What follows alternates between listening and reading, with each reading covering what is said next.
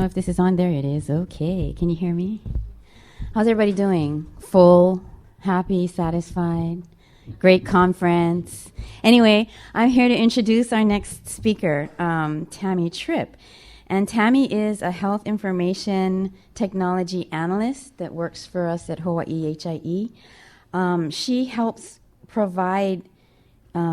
care providers implement the Hawai'i HIE products and services. We have a suite of services, and she's part of one of the main contacts, actually, that helps the physicians and practices integrate our HIE with their critical patient information when they need it in order to improve quality and efficiency for the providers.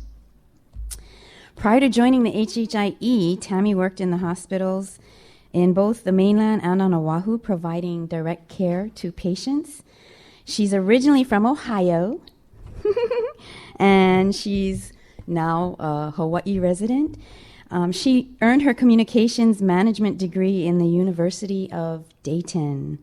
In her spare time, you're going to like this. She enjoys gardening, reading, and trying our local cuisine. Anyways, welcome our speaker, Tammy Tripp. Thank you.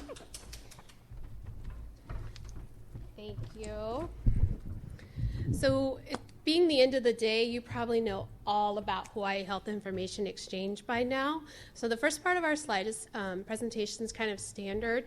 I'll go through it briefly, but hopefully by now you can give that information back to us of how exciting we are. So as you know, we're a nonprofit, and our goal is to increase communication amongst the providers in the healthcare community. As you know, one of the goals is to reduce cost, increase efficiency, as well as provide strong communication skills. There's our board members, and as well as our directors and stakeholders. Also, this was shared in Christine's presentation. I weren't sure if you were aware of that. It's basically how the HHIE helps communicate amongst the team and help reduce the cost, as well as help streamline the communication aspects. It's all about making a more informed decision as a provider, as well as in the healthcare community. What we're doing is in the community health record, I'm going to do a live demonstration in our CERT community, which is a staging site. And I'm also going to show you how to register for the communications through our registration site. This is also a CERT demonstration area, but it's basically the same thing that you would be doing in your office. Here's some fun facts about the community health record. So as Christine mentioned, we started this program in August of this year, in April of this year as part of our rollout. We rolled it out we were fortunate enough to team up with the QCIPN, the Queens Clinically Integrated Physicians Network. We chose to roll it out in 3 phases. They were kind enough to let us be kind of our test pilot. And we started off small, and we started off with approximately 10 providers, increasing to 20, and by the end of the year, we'll have over 500. Okay? So like I stated, we rolled it out in the 3 different phases. We are currently in phase 3. We started phase 3 2 weeks ago. Some information about who we've trained. We've got 53 organizations, 92 providers, and 184 staff members. That includes those that are within their office, so that means medical assistants, nurses, office managers, even some of the billing department have chose to become involved with this because of the demographic information that's available within the community health record. So what the purpose of this program was for when we created the community health record and the referrals management network system was to help alleviate some of the pains that are seen in the provider community. We understand that there is multiple phone calls in regards to chasing down records, labs. Did you get this? Did you not? Is my patient scheduled? Did they show up? Did they pay? Did you send it through insurance? Is it authorized? So one of our main goals was to really alleviate some of that stress that's in the medical community and on your staff. As they mentioned before, we do more than just the community health network. We also have availability to have some consulting. And with this, some of our major features are the community health record, the referrals management module. It also tells you about the medication history, which is the medication fill history. which coming from a hospital and acute environment is super exciting to me because I worked in the emergency room for years. So knowing what a patient has actually filled versus what they're telling you they filled or what they forgot to fill. We also have the ability, as Mert stated prior to me, he was part of the HIPAA program, the Security Awareness Education. We also have a program for the PASS. And earlier in some of the questions, there was asking about security. So there are steps that are being taken on the registration part, so you are knowing you're in a secure environment, that your staff is as well. So they all run through the PASS product as well. And then we also do the technology consulting, which I think you've heard about in regards to like Nadine Owen being our meaningful use expert. In this information, one of the main goals of the Community Health Work Network is to have a single online source. So we have the ability to go to one location to try to find all the information you need for our client. One of the most benefiting factors is its real-time access to clinical information. We've seen this in the training process as I'm out there in the community. We've seen doctors order labs the day before, the results come in, they're live right there as we're doing training demos. It's very exciting to see. It's also I'm going to show you if there's some abnormalities, there's also going to be highlighted in the red. So it's really a quick, efficient way to see. The benefit of the community health record is the fact it does save you time, it saves you money, and it improves your care. How does it save you time? It's going to give you no more logging into multiple portals, and it's less time chasing, calling down, and trying to utilize multiple products in order to find the information about your clients. It saves you money by reducing the duplication of unnecessary tests. For example, if you order one lab, say for example for CBGs, you're going to be able to see the trend that has been already ordered, and you may not need to reorder those. Or same thing for CAT scans, MRIs. It's also going to help promote smoother transitions and coordination of care. What I mean by that is, for example, if you refer your patient out to a specialist or even into your office, you can say, I've already taken care of the CAT scan, the MRI, I pulled labs for these, I ordered this. So you don't necessarily have to do that work. It improves the care by, like I stated, providing almost the real-time access, and then it facilitates the informed clinical decision-making skills. So you're going to have multiple opinions because if you're consulting with multiple doctors, it's written there. You don't necessarily have to call and say, what do you think about this patient? It's also beneficial for your office staff. For example, there's going to be an area, which I'm going to show you, where you can put comments and notes. And it can be as simple as patient has daughter who is power of attorney. Patient arrives via handy van. Therefore, system may arrive 5 minutes late. So you know to make that schedule accordingly. The transportation may be via bus. So it's things that you would normally call and tell. And if you're super busy that day, you may forget to tell them. Tell the referring office. But this opportunity allows you to communicate those extra little things that is going to make the referral even go smoother. So for the community health record, there's over 750,000 unique patients with over 11 million records. So there's a lot of information that's being dumped into the system through all the different queries and through all of our different data sources.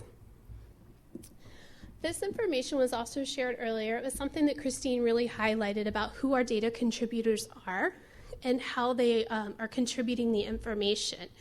This is also on our website, so you have the ability to get all this information there.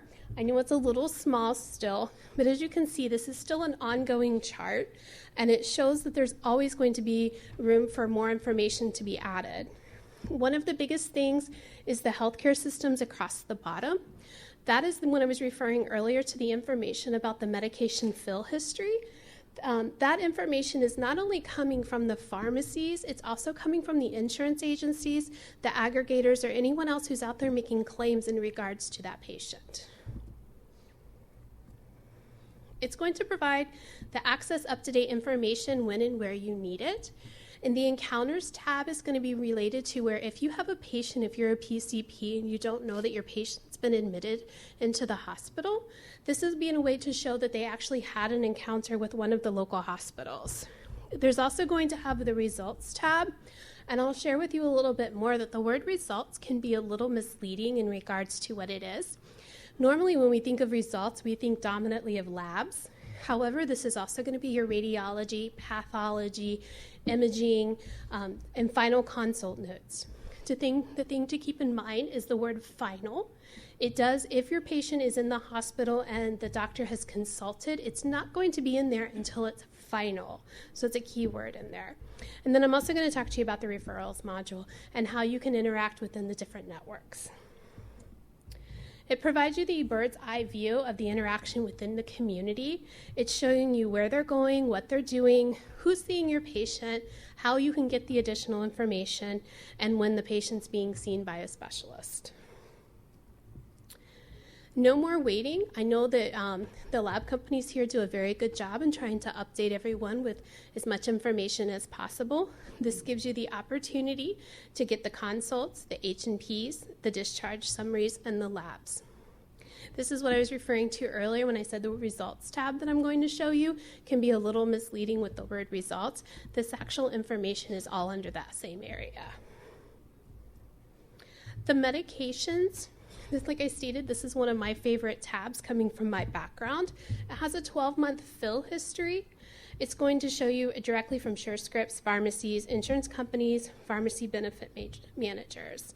It drills down to the additional information. It's going to show you where they filled it, when they filled it, where they filled it, and how much was actually dispensed. I know there's times when a doctor may write a prescription, a routine medicine for 90 days. However, due to an insurance claim, they may only fill it for 30, or say that's all the pharmacy had and they filled it for 30. That information is on there. So you're now aware that when the patient calls for the refill, you'll say, oh, they actually did only fill it for 30 days, even though you wrote the prescription for 90. On your site, once you're trained, you'll go to the community health record, which is the https://healthynet.org. The site below it is our CERT site, which is the staging site. Due to the PHI, I do have to use this demonstration site rather than our live site. So just if you're understanding, I just want you to understand of why I'm using the different sites. Every time you log in, this is what your screen will look like. So you will always have this blue screen. You will be assigned a username. So the first day of training, you'll meet with myself or one of my colleagues. If you're on Oahu, more than likely you're meeting with me. And you'll be trained. We give you the username through our registration program. From there, you'll be given a standard password. I have already done this.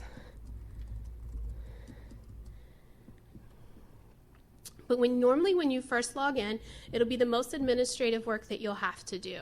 When you first log in, you'll have to accept the EULA, which is the user and license agreement, set your security codes, set your security password, and your security questions. So we make that extra step just so if you do forget your password, you can call in and we can identify you.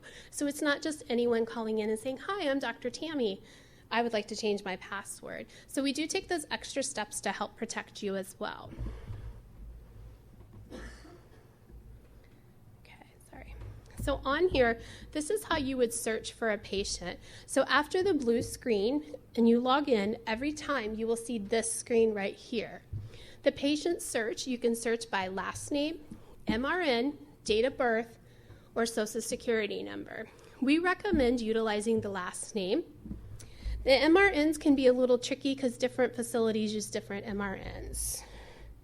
We've created a test patient. This person's name is test inpatient. Up here is the results inbox. Sorry, technology here is going a little crazy. Referrals and messaging. I kind of jumped right back to it, so it's okay. Always I can still search up here, or I can always go back to my home icon. My patient is test inpatient. We're going to search. Okay. If you're familiar with the hospital term called breaking the glass, this is very similar where it says access additional records. As you can see right now, I have no relationship with the patient named test inpatient. If, for example, you get a referral or it's a new patient to your office, this is a way for you to get the information. We always recommend you do access additional additional records even if the name does show, so you're making sure you're pulling the queries from all the sources to get the most accurate information. My provider is a test. My reason for me is going to be IT support and development. Normally, it's going to be the most common one used for providers in their offices is I have an established clinical relationship with this patient, or the patient is new to my practice. This is also how we create the audit reports. So for example, if you, very similar to how I stated you were breaking the glass, this is the information that if you continue to access additional records, for example, if you're a pediatrics office and you're researching gerontology patients, then obviously you're not in the same field. So we're going to access additional records, and then you're going to see my patient show up here. Test inpatient, this one right here is my patient that I'm looking for, and as you can see, they have been assigned, they have gone to the Queens Medical Center, and I'm going to click here. Every time you click a patient, you're going to what we call pull them into focus. Always when you have your patients pulled into focus, you're going to see this header across here. This is where you're going to double and triple check to make sure that you're on the right patient. Within our community, there are a lot of last names that are very common, and even first names and last names that are very common. So ways that you can double and triple check that you have the right patient is by gender, age, and date of birth. Those are the three most common ways in which you can double check. The MRN, like I stated, is something you can check, but there are different MRNs that are used in the community. So this is, every time you pull up your patient, you're going to have a quick summary. It's going to be the 6 items, which is problems and conditions, your medications, results and allergies, procedures and reports. This is all customizable to whichever you feel is the most important that you want to see every time you pull up your patients. It's a very quick reference to what's going on. For me, I'm going to use the problems and conditions. So we can either choose to click here, and this will take me to some information, and it takes me to my encounters. So basically there was an encounter that had taken place that created a diagnosis. As you can see, it tells you where they went. They went to the clinical labs of Hawaii, when they were admitted, meaning when did they actually go and have the labs drawn. I can choose to have the encounter summary, which is going to tell me what happened that day. Since they were at a lab, it's not going to be very detailed. However, if it was a hospital encounter for the specific encounter, it'd be much more detailed of when they were admitted, when they were transferred, what the diagnosis was. I can show you that in just a moment. It also shows you what took place at this encounter. So when they went to this lab, for the lab to be drawn, you can see that they collected it here, and then it was received within the system here. So literally 9 minutes later. We always preset the labs to be final. If you would like to be more detailed, we have the ability to do so. We can set it to where you do receive the preliminary results. It's not something we recommend because it can be a little overwhelming, and dominantly we react to final results in the healthcare community. Okay, it was routine, and then it tells you a little bit about the information. So it tells you what was taken, what the ranges were. So it's a standard lab report for you that I'm sure you're very familiar with in the community.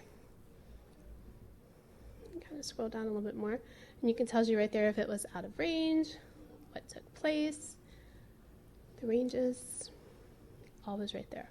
Okay. So if we go back to it, we can either choose to move back through return to encounters, or we can go back to our patient summary. If there's something specific we want to know more information about, we can use the tabs on the left-hand side. So we're going to go ahead and go to results. Again, many of our pages are customizable depending upon what information you would like to receive. As you can see here, we can filter. We can also do by date of range. We can also do low and high. We can choose to get the results based on all or final. We can choose to get just pathology, lab, cardio, cath lab, transcriptions, or all.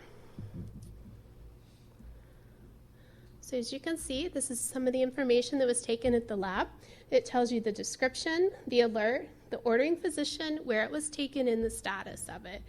Again, if I chose to, and I was interested in finding out more about the anti-DNA and why this was abnormal, I just click on it, and it would give me provide the detailed report that I just showed you. Okay? So next I would like to go to the medications query. So the medications tab, this is what I was talking about earlier. Coming from an ED environment, this is one of my favorite tabs because it does tell you if someone forgets to tell you information in regards they may be taking, or if you have a chronic user who likes to hospital hop or be a frequent flyer, it tells you what was written and what was filled. It also tells you any allergies that someone may have. Do remember that this is not the end-all results, your EMR is. However, this does give you any allergies that have been submitted, as well as medication alerts. So that's a drug-to-drug interaction. Down here on ambulatory medications, the medication query, I've already ran this query, so I know that there's no medications for our test patients. But like I stated, when you do run the query, it's going to pull from all those sources that I showed you earlier, and it's going to show you where it was filled, the quantity, most times who was the prescribing doctor. It depends if the pharmacy put that information in there or not, and then also how many were dispensed. The query takes approximately 90 seconds to run, so it's not super fast, so you do need to be a little patient, but it is very detailed. Okay, I'm going to show you these others in just a moment here. Okay, and then from here, we can choose to create care. Create care, profile, and face sheets are live tabs up here at the top. Many of these documents, as you can see, was a print button. You can also print them, save them as a PDF, and download them into your EMR. Yes, we do understand that that's one additional step, and eventually we would hope for all EMRs to be able to talk to each other as well as talk to our CHR. However, we do realize right now we want to be able to provide a resource for you. So you do save it as a PDF. You can save it in a file or on your desktop and then download it into your EMR. You can also print if needed. Create Care is going to be create a care summary for the whole patient. It's a rather lengthy document. The profile and face sheets is going to give you quick summaries. Some doctors love face sheets. Some doctors could care less about face sheets. This is all about the workflow and what's going to make your office the most efficient and what information you want. I'm going to show you another way to get face sheets as well. The results inbox is where once you're affiliated with a patient, you send that patient to have any type of activity or there's any activity that's done to the patient, this information will show up in your results inbox. So what this does is it gives you just an alert that something took place. And what happens is, because I don't have one, sorry, my apologies, I may have to search this again. My apologies. Normally there's one in there for you. Okay. So what it would pull is if I had a results inbox, would pull me a face sheet just like this. And it would tell you the different encounters in which the person had here at the top. So it has the clinical labs, or for this example, they were at Queens Medical Center. I can click it and scroll down. This gives me the demographics, a quick visit summary, the care team, the allergies, the problems, procedures, emergency contact, and the insurance information. So this is where some of the office managers are really loving the face sheets because it gives you the demographic and another way for you to double check to make sure you have the most accurate information available. And in case if it's an emergency situation, so maybe you didn't have time for the person to fill out the new insurance plan or fill out the documentation, this is a way for you to double check as well. That's why I stated earlier that some doctors love face sheets, but some don't. Dominantly, their office staff is the one who favors these. So as you can see here, it was talking about the allergies. The allergies are going to show throughout as well, and it tells you what happens to them if they do choose to have that encounter, and then what is the severity of it. Let's scroll back to the top. Earlier when I mentioned what was another way you can double check to make sure that you're still on the correct patient, the same information has come along with us through this whole demonstration: the gender, the age, the date of birth, and the MRN. Also here you have the demographics. And this information is very similar to those that are in the face sheet, but it's going to be more of the billing office management information. It's going to have your emergency contact, your demographics, such as are they married, single, date of birth, how old were they at admission, because we do know some people have birthdays while they're in the hospital, unfortunately. Who is the PCP, and again, all the insurance information. And then whether or not a patient consent was done. Okay. There's also, you can print all of this information again. You can also save it as a PDF in which you can download to your EMR. If, for example, I got this information in my inbox and I wanted to know more about this patient, like, oh, I didn't realize that they had gone to the hospital, this button here is always live and it'll take you back to the original summary, which draws the patient into focus. All right, now the fun part everyone's been waiting for is the referrals. So this referrals tab is down here at the bottom, and it is live. So the goal, and as you can see, it's going to give you a quick snapshot of what I've sent. We're going to create a patient referral. The provider is who is sending it. So who am I? I am the MD testing. You can choose to select a network. For example, if you're part of the QCIPN, it's already preloaded for you, with the goal being that you stay in network. You can choose by service or specialty. So for example, if you just had a patient and you didn't have a familiar doctor that you wanted to refer to, but you wanted to look by specialty, you have the ability to do so, and there's quite a bit of specialties. If you knew your provider's name, you can search by there. So if you have someone you always refer to, you have the ability to do that. You also have the ability to do, to make it a favorite. For example, Dr. Pagoria is my boss, so we'll make her a favorite. And you would just click the yellow star. And then next time when you go to drop down, she would have the yellow star by her name. It would pop right up there for you. Okay. Earlier when I mentioned that you have the ability to write some comments in here that maybe you would want to share with the other office. For example, what is the reason in which you want this patient to be seen? So since the test one is a cardiologist, we can put patient has chest pains. Oops, if I could spell. As you saw it underlined if you cannot spell correctly. Comments is normally where we would put patient, wow, it's end of the day, right? Patient takes bus. So just to kind of give you some information. Now, the other thing you've all been so excited for is the ICD-10 that's getting ready to change on October 1st. We have that set to go for October 1st. So right now they're ICD-9 in here, but ICD-10 will be in here as of October 1st. If many billing staff and office managers know codes by heart, I have no clue. So I'm going to look by word and short words. It can pull it up. It can also search by code number if they already know it. The authorization information is if there's pre-authorization that's needed or if it's already been taken. Okay. This is where you're going to hear the term workbook. So if you are someone who's going to receive referrals or send referrals, you have the ability to customize what you want sent or what you want to receive. I'll show you how to do that in just a moment, but this is where the workbook questions would be. The default label is patient is alive,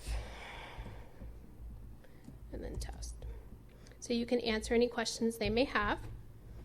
You have the ability to add a file. So for example, if you had test results that maybe were not in the CHR and you scanned them in, if you had images, if you had POAs, if you had any type of information that you felt the other office needed to know, you have the ability to attach it.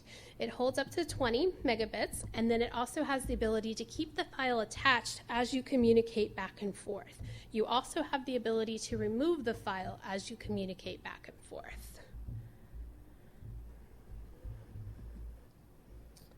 And then the last step, it gives me the opportunity to double check everything that I've submitted and or have typed, and make sure that I also have the ability to double check anything and see if there's anything I left out, or if I hit the wrong ICD-9 code, soon to be ICD-10.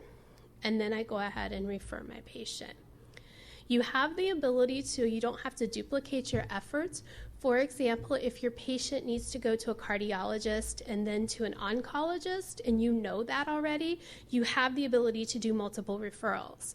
You also have the ability to put in your comments, I sent the patient to the cardiologist, please see after doctor appointment, or something along those lines. So you can keep everyone in the loop, because the goal is to close the loop with the referral program. And I'm fine, I don't need to send another one here. And then, so that's as simple as it is to send a referral. Yes, sir? Attach files, is it only PDF, or can you edit with Microsoft? You can do any. The question was, what type of files can you attach? You can actually do JPEGs, you can do Excel, Word, PDF, so just about anything TIFF can be done. And then, yes, as Francis was stating, also video and audio files you could do. Just keep in mind the size. That should be. Any other questions about this? Go ahead, sir.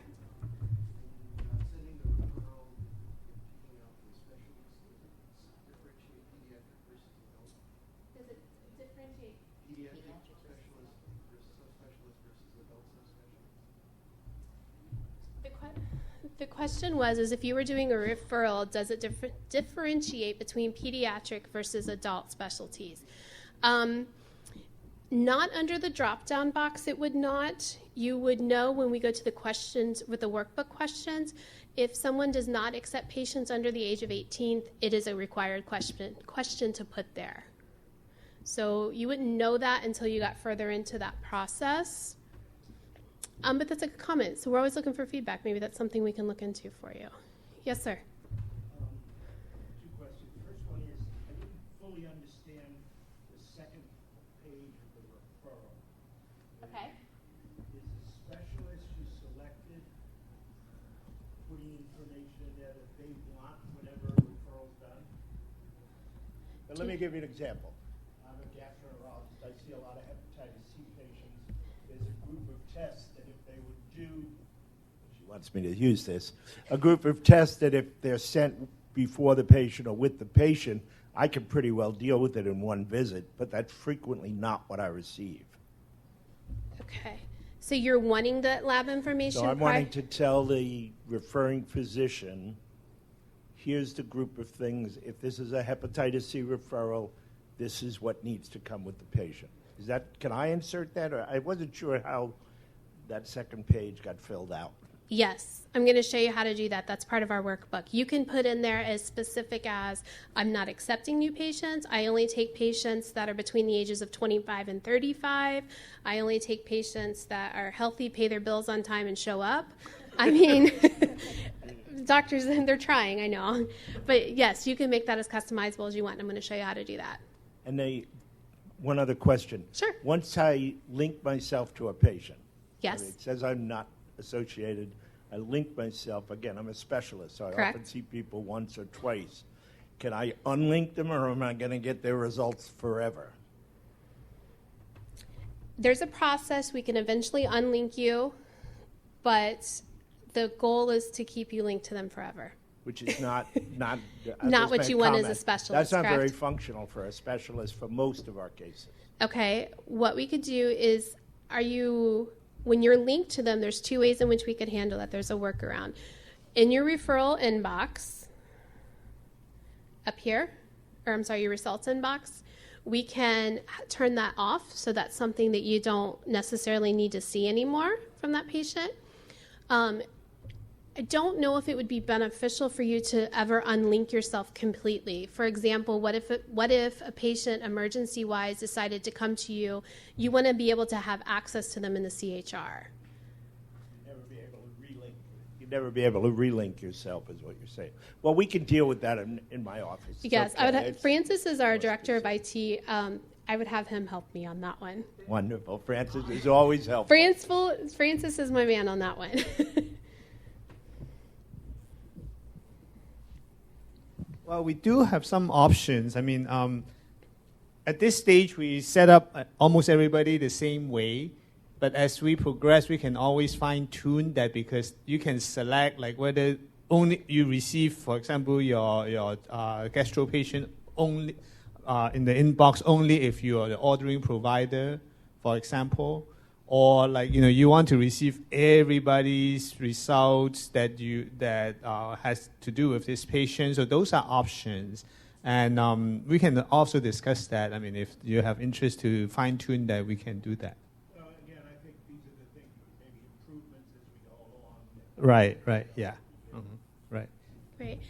Because we are still in the pilot phase, we recommend feedback. For example, when we launched during phase 1 to phase 2, we actually changed the name because there was not a website name that was making it accessible and easy for people to remember. It didn't have the word CHR in it at all. So we do listen to the feedback, and I'd send out multiple surveys to try to get that. Any other questions before we move on? Can we refer to multiple specialists, like a cardiologist and a neurologist? Yes, you can. His question was, can you refer to multiple doctors, a cardiologist and a neurologist? Yes, you have the ability to do so. You can also submit it to a cardiologist's office. So if you don't have a relationship already set up with a specific cardiologist, you have the ability to just send it to the cardiologist's office, and you can put a note in there, first available doctor. Yes, sir. Are there plans to link this somehow with electronic medical records, or is this at this point separate system? Yes, his question was, is there a goal to link this to the electronic medical records? That is in our future, yes. Because there are so many multiple electronic medical records, and in all honesty, there's a lot of folks who still don't even use electronic records. I have patients or clients who still use paper and pen. But it is something that we'd like to do for the roadmap once we figure out exactly what are the top ones to link with. So it's in the works. It'll just be a little while. Yes, sir.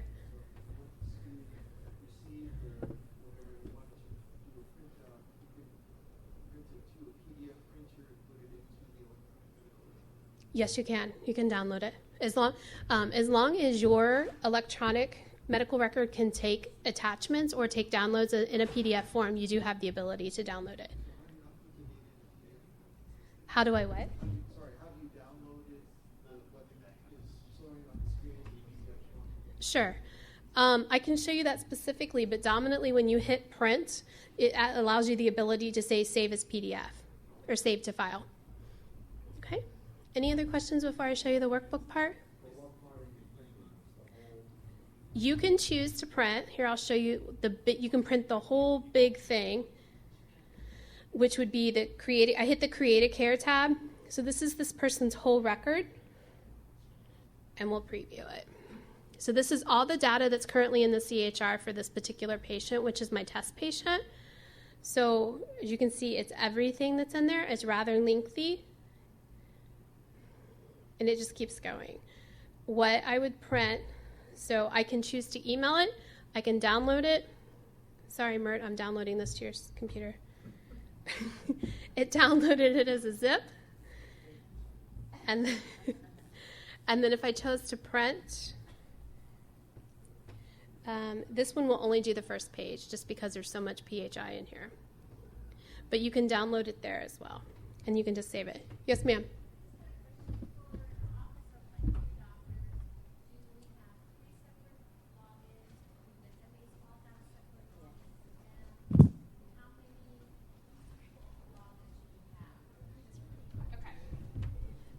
So you have an office that has 3 providers, correct?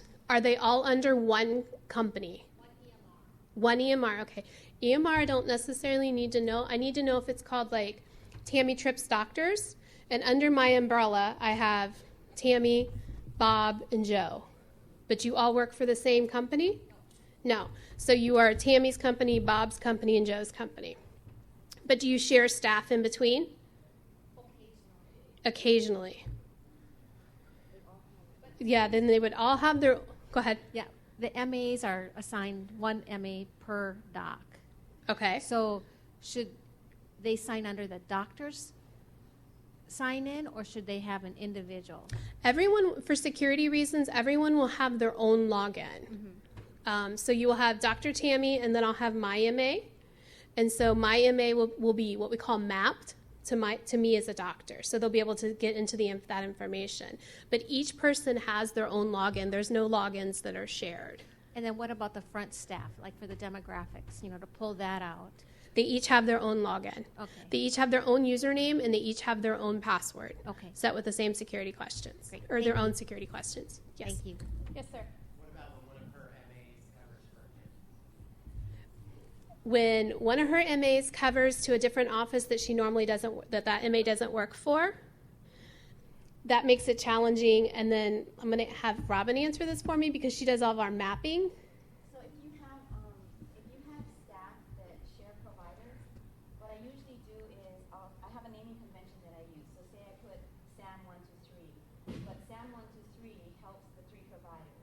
So it'll be Sam 123 H for Dr. Harris, Sam 123 S for Dr. Sam 123. So that way the user doesn't have three different usernames, just the one, but with the last initial of the provider that they're actually home. And a lot of that can be worked out in the beginning. We will work with you one-on-one because you would be amazed, which I'm sure you're not amazed because you are the physicians and the staff that does this, that may have rights at this hospital but also goes to this island and practices but then flies over here on Wednesdays. We have that. We can work through that. That just takes a little bit of time and effort, but we can make it happen. Okay? Any other questions? Good question. Okay. What about the patient side of this? Do patients need to know anything about the fact that their information's being shared wherever they access systems, or is it part of the treatment consent that they sign when they come to the office? Yeah, there's a couple steps in which you're covered as the provider. The HIPAA forms that we as patients all have to sign every year, the treatment consent forms, you're covered under that as well. If for any reason that you feel that you want to communicate this more to your patients, you have the ability to do so, but we're all covered under those different practices. With that being said, if a patient is very adamant or completely against technology, because honestly there are those that are, you have the ability to where they can opt out, and there's opt-out forms for you. Okay? And I can help you with all of that, as well as our staff. Okay. So this part is the registration site. So there's 4 steps in which you need to do in order to register. First is you're going to complete the participation agreement. You're going to register, actually do the 4 steps, and then the complete end user training. That's when one of our consultants would be out there to train you. You can do this already. This is the information that was in your chair. There's a checklist in which you would need to do. So how do you fill out your participation agreement? What's needed? As well as your credentials, your NPIs and such. You need to make sure you know that information. The second document that's in your chair is a step-by-step. This is, if you chose to sign up for this, this is something you can do on your own when you go back to the office. Once this is done, this generates some automatic emails, and Robin, who just spoke a moment ago, will start the process. From there, we know that you're interested. Okay? I'm going to show you a quick tour of this. Again, I'm using the staging site.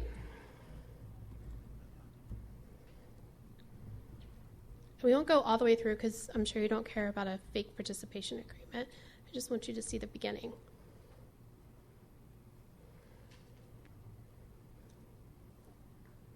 It's getting there. Come on. All right. So every time you would go to log in, this would be your site. Oh.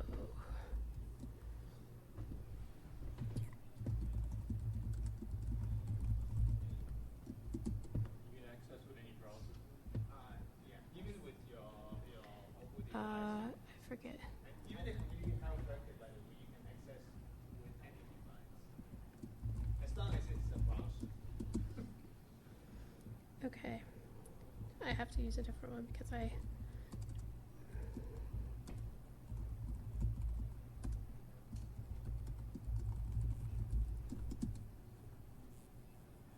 Okay. All right. This is a silly one I created. I can't get into the other one, so if it says glittering, it's why. So here's your 4 steps. It's a webinar, and they're normally all blue. So if you've done them, they're green. So blue is optional, or the webinar is optional. It takes approximately 30 minutes.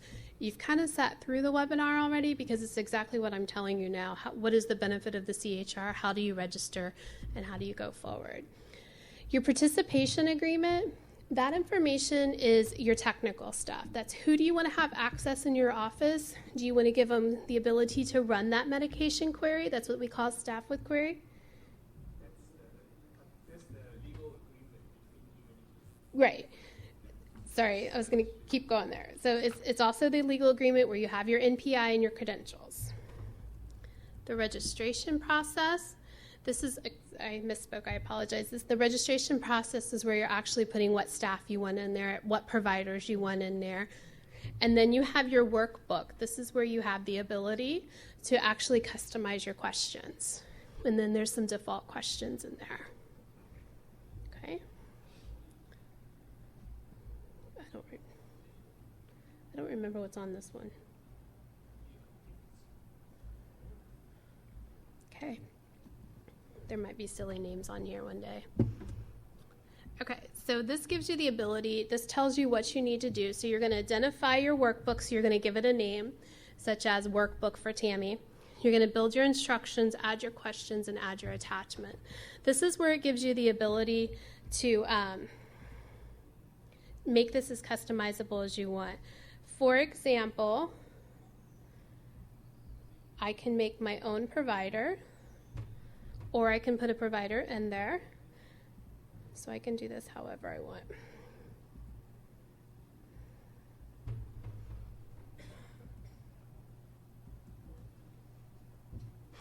See, I told you one day that I was making. I know, I'm going back. All right, so the questions can be anything. I'll show you a different one. The questions can be anything from, I accept patients of a certain age. I have an office that speaks dominantly Ilocano here on the island, so they say that please refer all Filipino or Ilocano speaking patients to my office. If they have translators at different offices, they put that information in there. If you don't work on Wednesdays, for example, there's a lot of doctors who only do half days on Wednesdays or half days on Fridays. You have the ability to put that in there as well. Your guide here, again, is your step-by-step, and it gives you some of the examples in which you could do. All right, I've got my timer cards over here.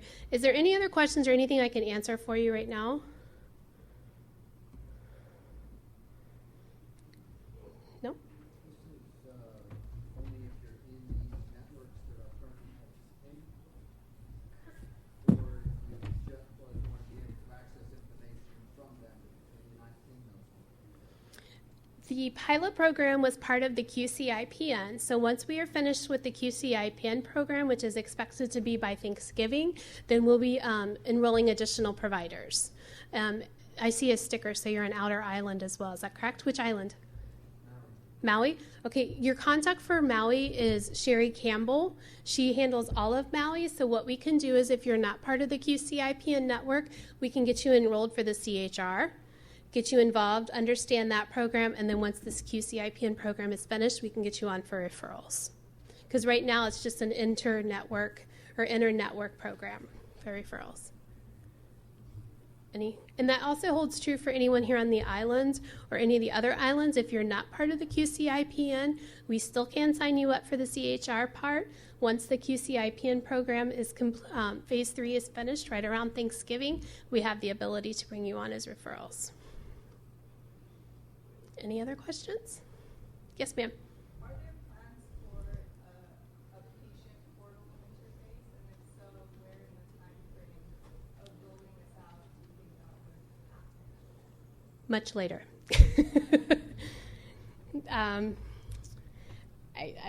I would direct that to Francis, but realistic, much later. So actually, it is on our roadmap, as Christine mentioned earlier.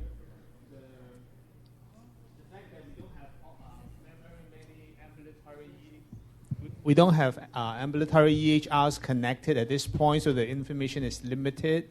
So at such point in time when we have a meaningful number of ambulatory EHR connected to the community health record, then we'll activate the patient portal.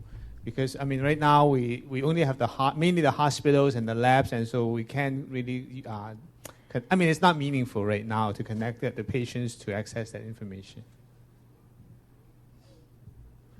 I can tell you, too, also one thing on the roadmap that Christine mentioned was long-term care facilities. That's something of interest. We know that that's a growing population here as well, and an area that needs attention. So there are additional areas in which are on our roadmap. Like I said, this is just our pilot phase. We've been fortunate enough to partner with Queens at this part to let them really get in there and try the system. Any other questions? All right. I was asked to remind you of two things. If you took the ground transportation bus, if you're in Outer Island, it's leaving at 5:15 instead of 5:25. The second thing is if you parked at Royal Hawaiian parking lot, please see the parking cashier out there. There's been some changes. And there is a final raffle at 5 p.m. And don't forget to turn in your CMA forms. All right. Thank you. Thank you.